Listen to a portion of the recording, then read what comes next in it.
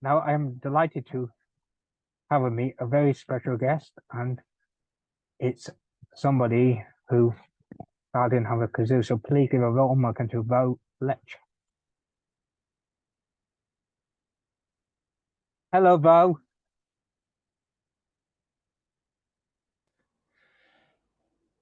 So I just sent you a message saying they're having any problems, but you're okay.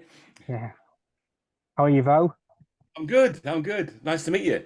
Thank you. Great. Well, what would you like to know? I'd like to talk to you about obviously Channel 5's milkshake, have a kazoo. Yeah, sure. That was a great show, wasn't it? Yeah, I enjoyed it. It was good fun. Yeah, it was good fun. It was a long time ago, of course. Now, Yeah, how many years? What? I mean, 25 years more. I mean, it was 25 when years ago. yeah, it was when Channel 5 first started. Yeah, So that's a long time. Yeah. yeah. So how old were you when it started? Ooh, it wasn't about when was it? March 1997. Right. So I was about eight then, I think. Right. Mm, So that's when you first started watching it, obviously. Yeah. yeah. Great. I've seen some Great. episodes on YouTube actually, though, some really Yeah. good ones. And one of them has got one of my favorite songs on it, the one about the windmill. Oh, that's a nice one. We live in the windy mill. It's a nice place to be. Have I? Hang on. It's been a long time since I played that one. Um, dum dum.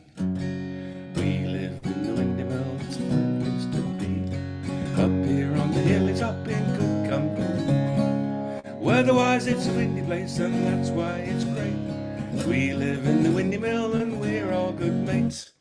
And it goes round and round and round, round and round and round. Yeah, I remember that one. Nice one. Yeah, nice. I was pleased with that one. Nice. What was it actually like, though, walking, Yeah, so working with yeah, Joe Greco as yeah, Messi? yeah. Well, he was very funny. I mean, he was a natural comedian. Joe was.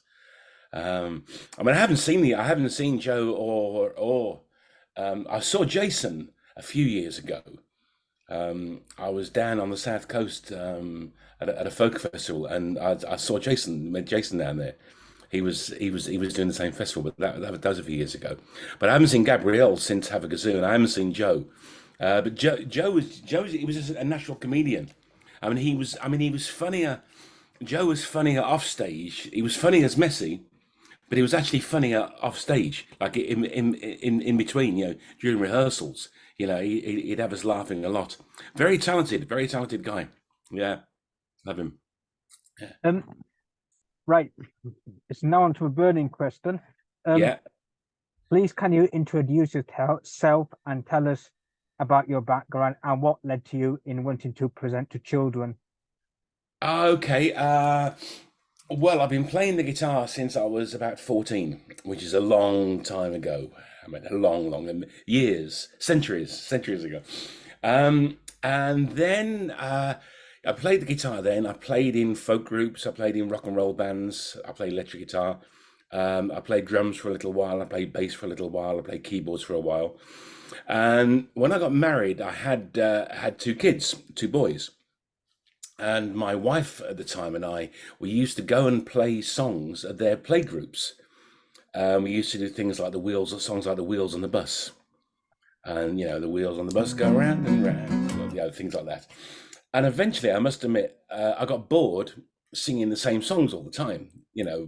Postman Pat. Those are the popular songs at the time. So I started writing a few songs. And I started writing things like Spaceman Sid, he's from the planet Blid. I started writing things like that, mainly for my own kids, so that when we went to these play groups, I could amuse my two boys, Joe and Harry. I could amuse them and all their little friends, and have a nice time doing these music sessions at their nursery school. And then a friend who was a head teacher of a school um, asked if we'd come along and do a few songs for the kids there. So we said, yeah, sure, that'll be fun. And by this time, I'd got about, I don't know, 20 or so kids songs, maybe a lot of them with actions, which was part of the fun, I guess. I mean, songs like Spaceman Said had actions. We'd have a blast off. We'd go 5, 4, 3, 2, 1, and get all the kids jumping in the air, which is kind of good fun. And so we went to this school and did this session, and it went down really well. And our friend Pat had some other friends who were also teachers in other schools. So she said, "Well, look, if I mention you to my friends, they'd like to pay you to come along to schools and do sessions there." So we thought, great, because up to that point, I'd been playing in bands and sort of leaving home in the afternoon to go to a gig and not getting back till 3 in the morning, which as a parent isn't really very good because it means you don't see a lot of your kids. So I kind of changed my working patterns to more of a daytime pattern. So I'd stopped playing with bands late at night and started doing work in schools during the day, which meant that I could be around in the mornings, when Joe and Harry were off to nursery and school, and I could get back home at tea time to pick them up from school. So we had a normal sort of family life. So I got more and more into doing work in schools, primary schools, and nursery schools, doing these songs. Eventually, I was contacted by a guy who worked for Meridian TV to do some theme tunes for some programs that they were making, the names of which one was called Jay's World. There were a few others. And do you know Jay's World? Yeah, I do. Oh, right. Okay. Well, one of the guys that produced was involved with Have a Kazoo in the early days was also involved with Jay's World. And I wrote the thing. Oh, no wonder. Sorry, Hamad. I can hear noise going on, things going on there. Hamad, and have you got my back, Timon? and where was I? Oh, yeah. So I wrote the theme tune for Jay's World, and a few other things. And this chap said, "Well, how many children's songs have you got?" And I said, "Oh, I must have about 20, 30 maybe by now." And he said, "Well, could you write another 30?" And I said, because I tend to say yes to things. It's a habit. So somebody says, "Can you do something?" I said, "Yes, of course I can do it." Even if I'm not sure I can do it, I tend to say yes. And he said, "We've got this children's show coming up that we're going to make. And would you like to be in it? And could you write some more songs?" So I said, "Yeah, sure." And he came along to, I did a show at my kids' school, and he came along and brought a film crew to film us just to sort of see if it was, if I was the kind of guy that could stand in front of kids and keep them amused. And I seemed to pass the audition, and that became Have a Kazoo.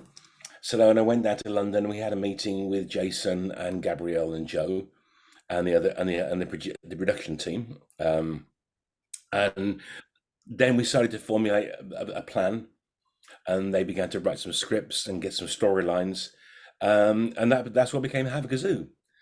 And then we went down to Southampton, to Meridian Television in Southampton, because I think the program was produced. It was an associated production between Channel 5 and Meridian, so we filmed it at the Meridian Studios in Southampton. And so we did that. We'd rehearse for a fortnight, and then record for a fortnight, and film for a fortnight. And that's how it happened. And of course, they decided that my character was going to be called Vo, which is a good idea, because it meant that I was acting myself. I had to learn a script for the storylines, but it was it wasn't too much like hard work, because basically I was acting at being me, which I'm very good at doing.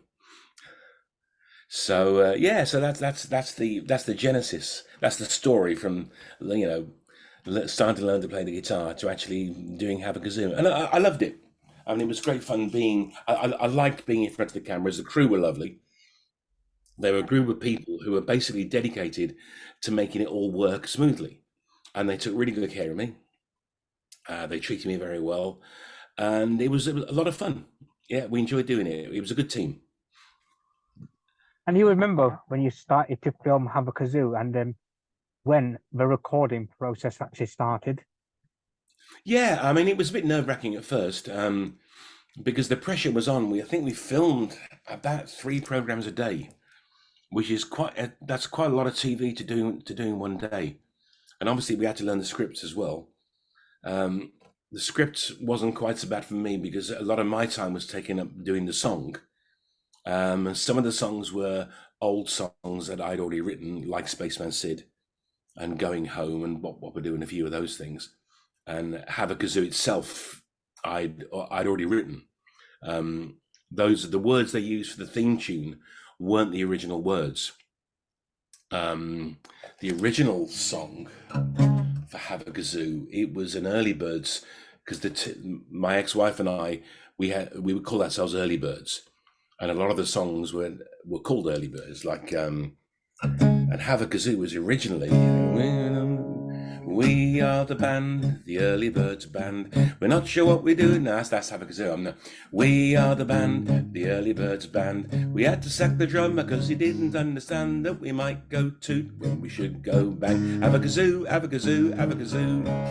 And then we changed that to fit the Have a Kazoo words.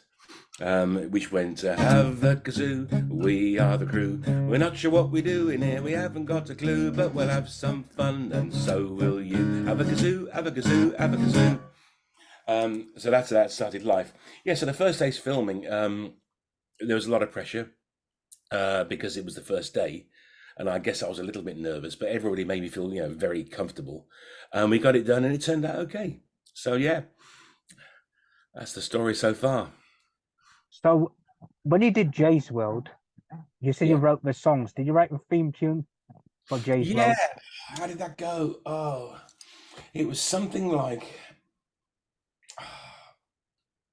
I can't remember. Something like,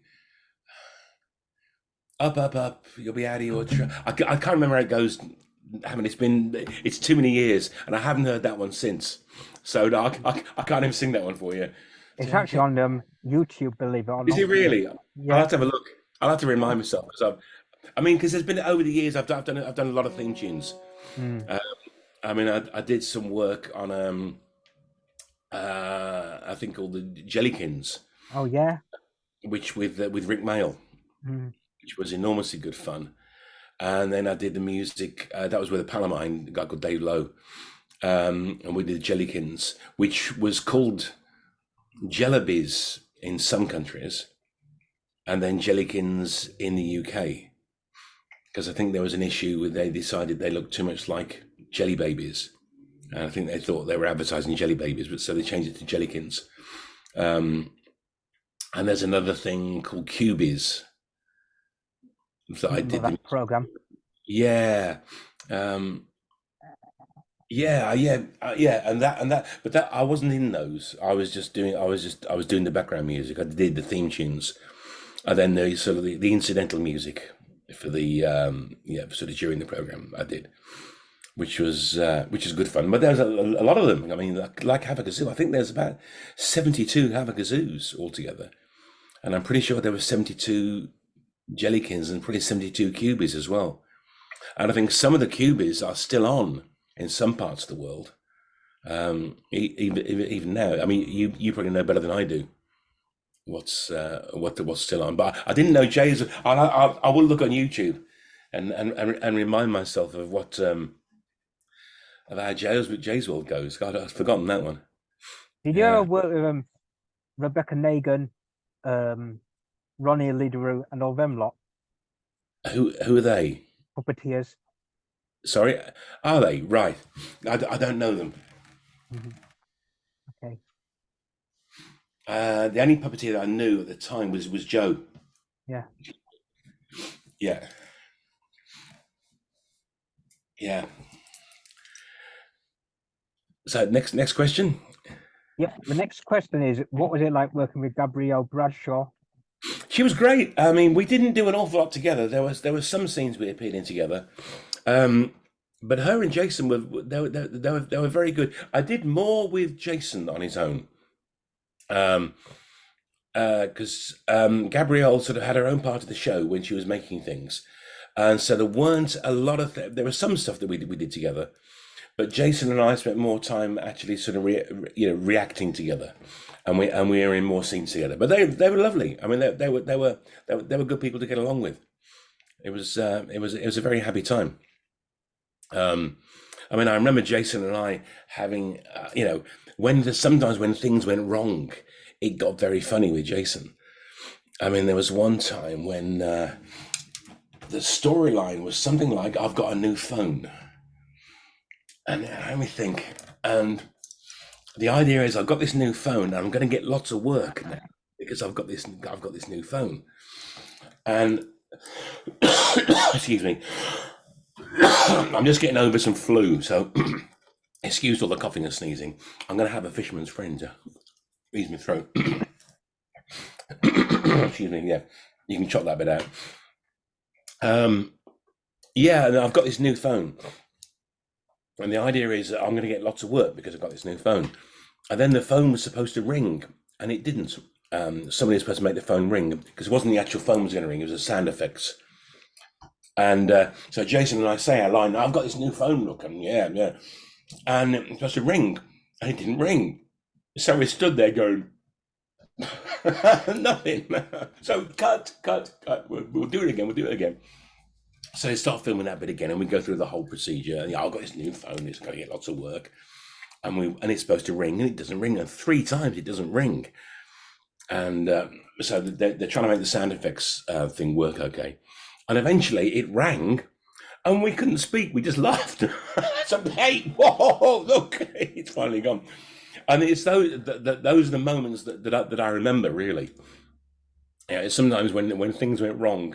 And you have a good laugh about it. And eventually the phone rings, and it's not an agent. And I'm saying, oh, yeah, look at this. It's going to be a really important gig. This is going to be a really important concert.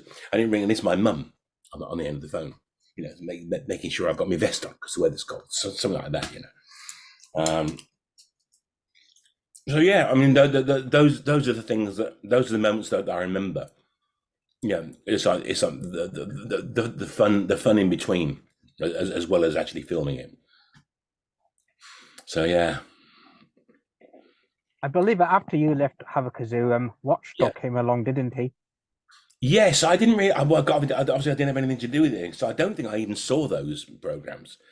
I mean, I'm sure they were very good, but I didn't actually see those at the time.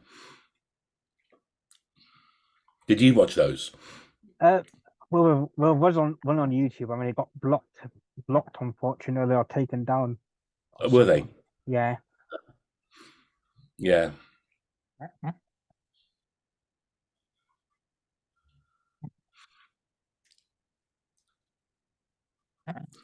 Yeah, I seem to remember that Messi and Gabrielle made you something, didn't they, in one of the episodes?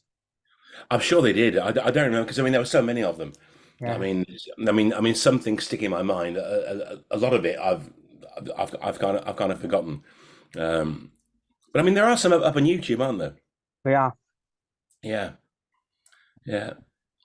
So what was your favorite episode? I like the episode with the song with a windmill. That's one of my favorites. Was that the first one? Yes. Yeah, it probably was, wasn't it? Yeah. I tell you what I do remember, which is quite funny. When the program started, it was a bit of a fashion. I had longer hair and my hair in a ponytail, which looked really, it's not a good look. I mean, it wasn't a good look then, and it's certainly not a good look now. And they decided eventually that I shouldn't wear the ponytail. I just had my hair sort of long. And then after that, they decided that it looked a bit too scruffy. So they were going to smarten me up.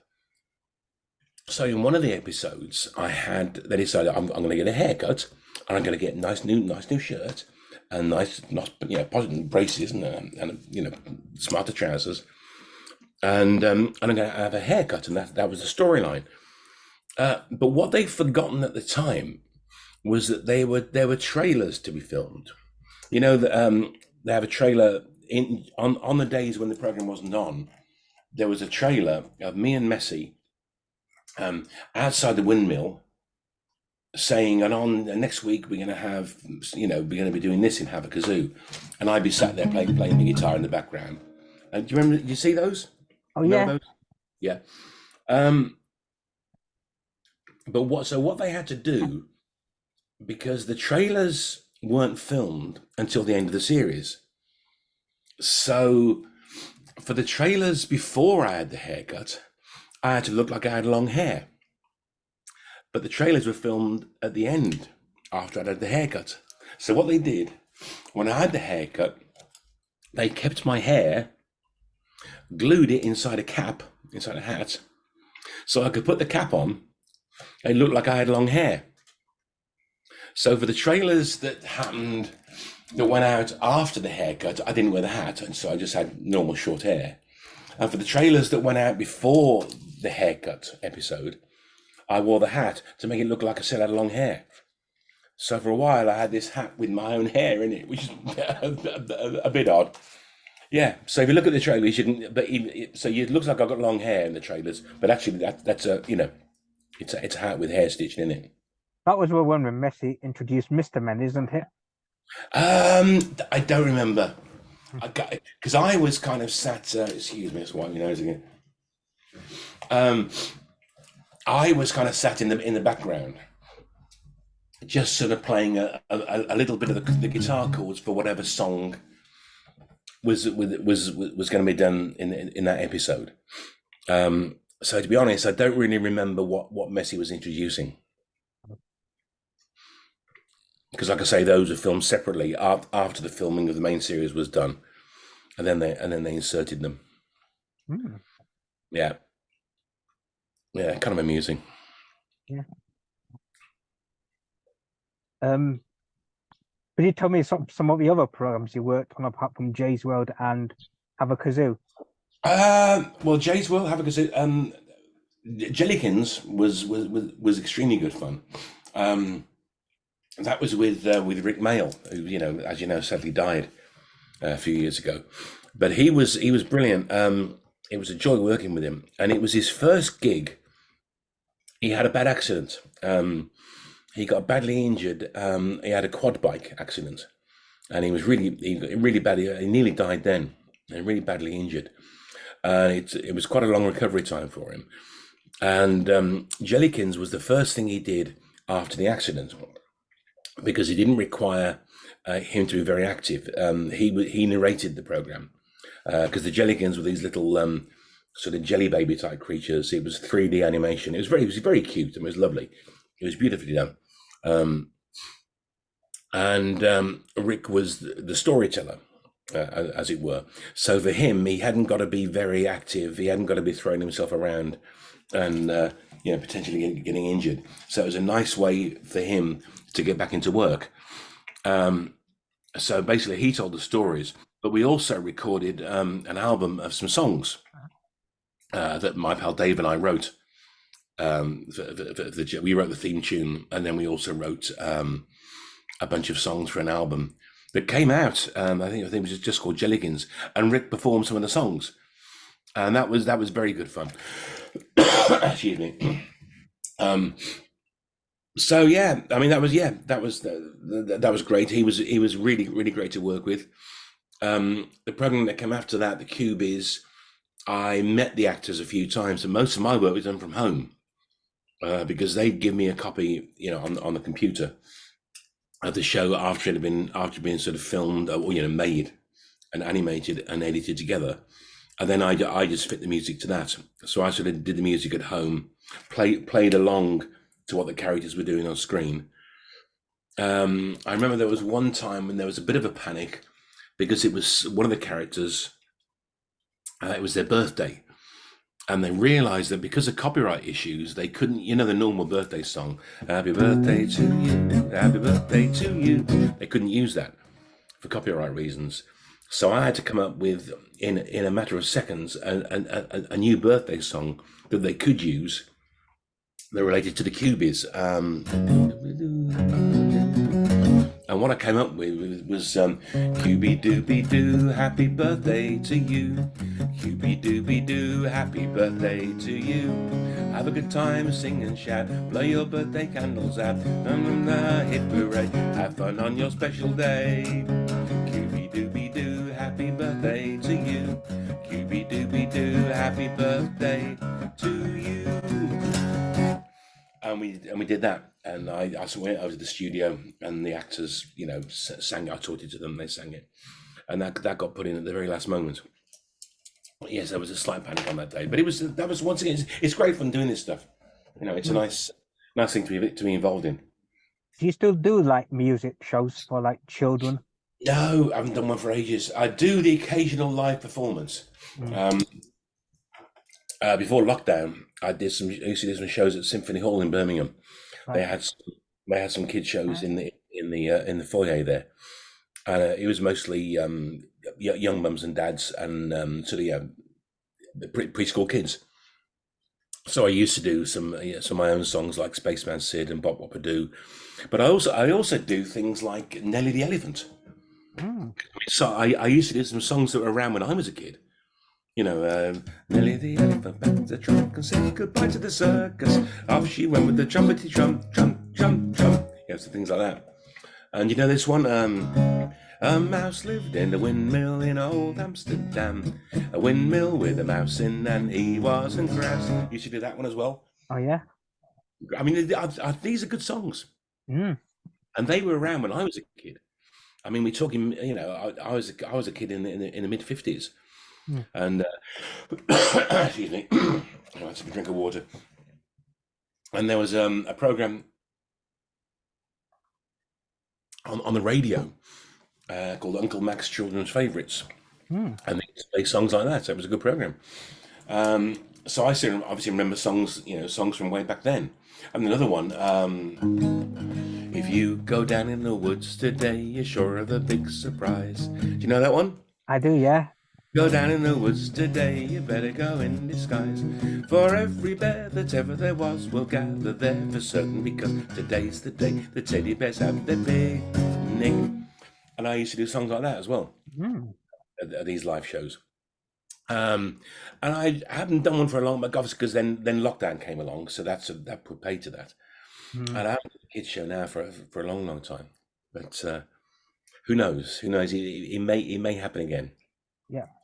So, Vo, thank you for chatting to me today. It's a pleasure, mate. A pleasure.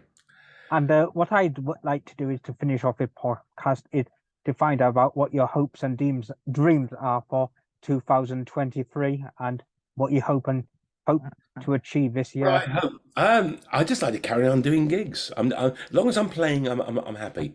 I mean, I'm playing tonight. I'm going over to Worcester, to play at a pub over there, and I'll sing a few songs. I'll do a few old songs and a couple of new songs, and just have a good time. I've got a couple of groups I'm playing with some friends of mine, and we've got some gigs coming up. So just to keep playing. Yeah. You know, I don't plan too far ahead. I don't have how can I say, I'm not desperately ambitious. I'm just happy to keep going. As long as I've got a guitar and there's a gig in sight, I'm sort of happy really. So just keep on going and keep strumming. Yep. Well, Vo, thank you for chatting to me Pleasure, today. Hamid. Pleasure, and good luck with the podcast thing. Thank you. And take care of yourself. You what? And take care of yourself. Thank you. You're doing a grand job. Thank And you. it's nice to meet you finally as well. Finally. Have a nice day then. All right. Take care, mate. Bye. All the best. Bye-bye. Bye.